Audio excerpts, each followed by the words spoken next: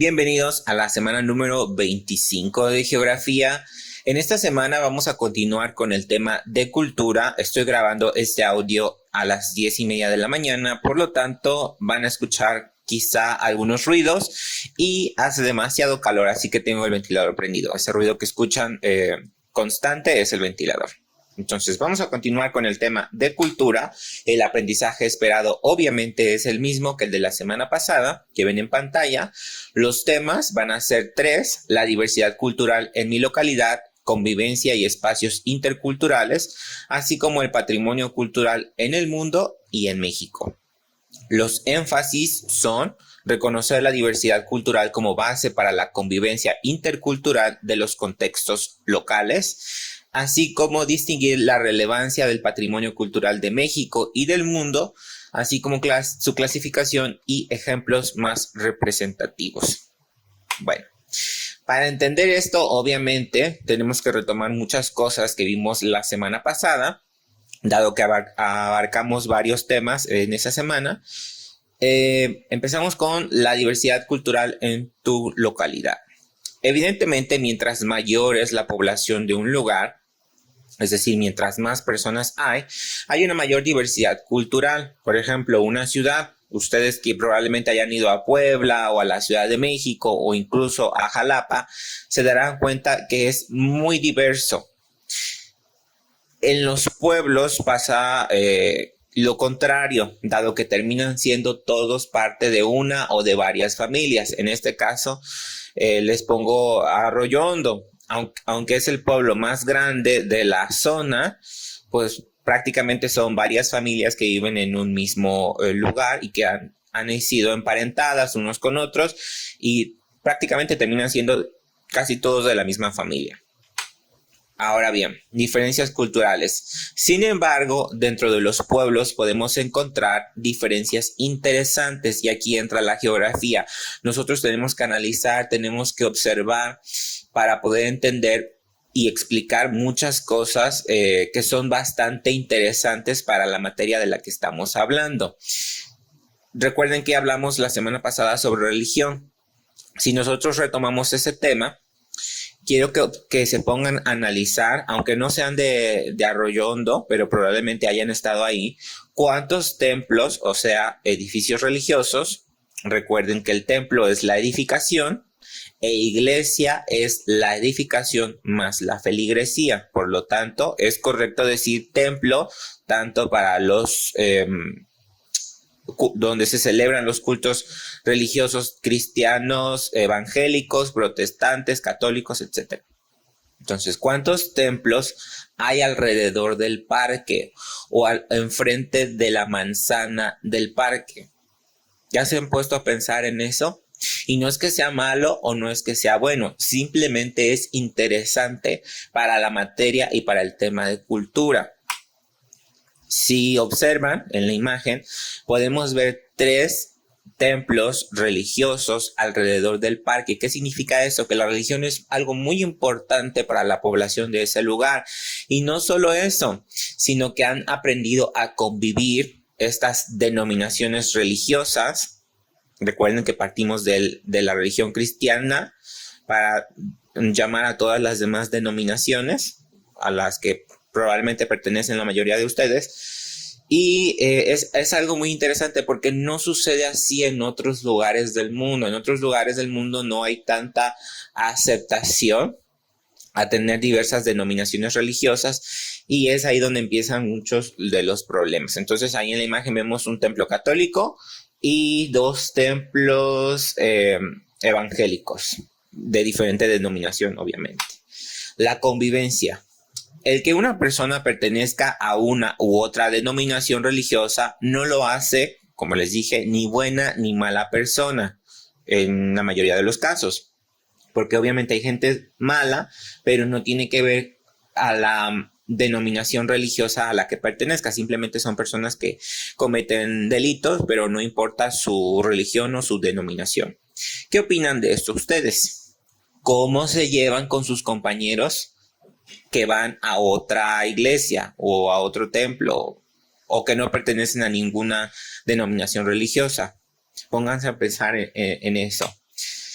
aquí tenemos ejemplos de Arroyo Hondo. Recuerden que es la comunidad sede de espacios interculturales. ¿Qué son los espacios interculturales? Pues básicamente son lugares donde personas con diferente cultura llega y convive para diversas ocasiones o para diversas cuestiones. Por ejemplo, en la Casa Ejidal se juntan personas que pertenecen al ejido, no recuerdo ahorita el nombre de cómo se le llama, ejidatario, y no importa, por ejemplo, la religión o la denominación religiosa a la que pertenezcan, simplemente se tienen que reunir para llegar a acuerdos para el bien común del pueblo.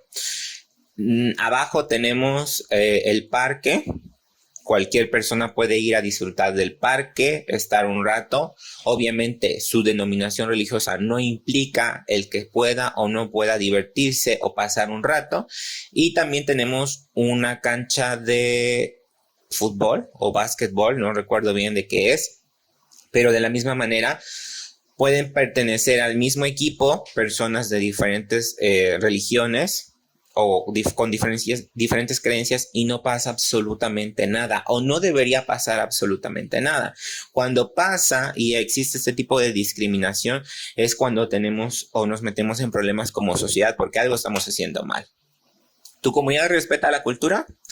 Afortunadamente el respeto impera en nuestra sociedad en la mayoría de los casos y podemos convivir sana y pacíficamente con personas con una cultura completamente distinta a la de nosotros. Si tú llegas a pensar distinto a lo que acabo de decir, pudiera ser por la influencia de alguien más, a lo mejor un adulto que viva en tu casa, una persona que te esté influenciando o que te esté metiendo esas ideas, donde discrimines o pienses que las demás personas tienen una religión equivocada, o pienses que los demás están mal, o pienses que los demás están locos, por decir una palabra suavizada, eso te va a traer muchos problemas cuando seas muy grande, porque te vas a meter con las personas que tienen una creencia distinta y hemos estado viendo que eso no implica que sea una mala o una buena persona, simplemente tiene una cultura distinta a la de nosotros. Ahora sí, patrimonio cultural es el segundo tema. Esta semana lo vamos a ver muy rápido porque es como la segunda parte de la semana pasada. El patrimonio cultural es la herencia cultural propia del pasado de una comunidad, mantenida hasta la actualidad y transmitida a las generaciones presentes. Puede ser tangible, es decir, que se puede tocar, o intangible, que no se puede tocar. ¿Cuáles son las características del patrimonio tangible, del que se puede tocar? Posee una relevancia histórica, cultural o natural. Incluye el patrimonio natural, industrial, arqueológico, cultural, artístico y arquitectónico. Se puede cuantificar y medir, ya que está formado por objetos o inmuebles, es decir, se puede contar. El patrimonio tangible se divide en inmueble o mueble. El inmueble son aquellos sitios o construcciones que no pueden ser trasladados de un lugar a otro. No podemos mover un edificio de un lugar a otro porque es imposible. Sin embargo, es parte del patrimonio, entonces se consideraría un patrimonio tangible inmueble. Por otro lado, el patrimonio tangible mueble incluye cosas que sí se pueden mover, obviamente. Obras de arte, libros, documentos, fotografías, utensilios de la vida cotidiana de civilizaciones antiguas. Y por último, aporta un testimonio único de una tradición cultural o de una civilización existente ya desaparecida. Del otro lado tenemos las características del patrimonio intangible, es decir, del que no se puede tocar. Es transmitido de generación en generación. No es posible su cuantificación, es decir, no se puede contar, por lo que su valoración se mide desde un punto de vista simbólico. Fomenta la diversidad cultural, es preservado por cada comunidad que documenta y protege su patrimonio tanto actual como pasado. Infunde un sentimiento de identidad y continuidad en las sociedades. Y por último, está formado por saberes o modos de hacer, celebraciones, rituales, festividades, gastronomía, vestimenta, expresiones artísticas, teatro, música. Si se dan cuenta, todo esto o parte de esto lo vimos la semana pasada, aunque no le habíamos dado un nombre específico. Ahora vemos que tiene un nombre. Lo que se puede y lo que no se puede tocar tiene un nombre. En esta gráfica que ven en pantalla, en esta tabla, vemos las diferencias marcadas. El patrimonio tangible de color azul, el intangible de verde. Y tenemos algunos ejemplos. Por ejemplo, el tangible, un edificio que sea parte del patrimonio, sería la Torre Eiffel, que está en Francia, en París. Por otro lado, tenemos algo que sea intangible, o sea, que no se puede tocar, como la gastronomía. ¿De dónde? Una gastronomía que ya fue declarada patrimonio es nuestra comida mexicana, nuestra cocina mexicana. ¿De qué país? De México. Entonces ustedes pueden pausar el video y leer con más detalle todas los demás elementos. Aquí tenemos una lista muy grande de patrimonio mexicano que ya fue declarado.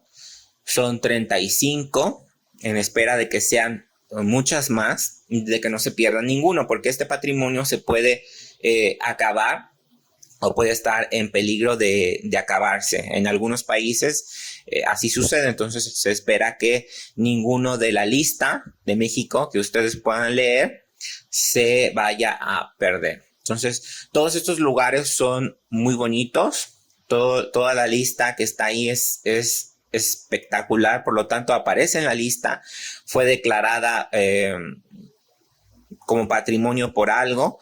Yo conozco algunos cuantos de esa lista y la verdad sí merece toda la pena llegar a estos lugares. Obviamente, por la situación pandémica es complicado poder ir, y a lo mejor también por su edad, porque ustedes no se mandan solos, tienen que ir acompañados de un adulto y van a ir a los lugares que sus familiares los lleven. Sin embargo, tienen que recordar que en geografía ya vimos que se pueden hacer recorridos virtuales gracias a internet con elementos que vimos las primeras secuencias. No sé si recuerdan. Yo aquí, por ejemplo, les pongo la ciudad fortificada de Campeche, que es parte de la lista de patrimonio cultural de la humanidad declarado por la UNESCO. Y vemos que con la ayuda de Google Earth yo puedo llegar, ver desde la imagen satelital, y con Street View puedo ver las calles, cómo es esa ciudad fortificada, o cómo son las murallas. Puedo ir desplazándome calle por calle. Entonces, si yo no puedo conocer estos elementos, que les voy a dejar el link en la descripción del video para que los chequen si es que tienen la oportunidad de ver cómo son esos lugares o cuáles son esos lugares que son patrimonio, pues puedan checarlo de manera virtual. Ahora sí, la actividad es muy sencilla. Obviamente el tema de cultura no requiere mucho esfuerzo porque son cosas que ustedes ya han sabido, como los demás temas de geografía. ¿Qué es lo que van a ver? Van a hacer una sopa de letras donde incluyan 10 palabras de las que ya vimos en esta semana y en la semana pasada, es decir, del tema relacionado con cultura. ¿Cuáles son los requisitos que debe tener esta sopa de letras?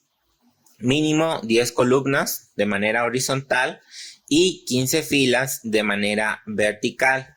10 hacia los lados y 15 hacia abajo.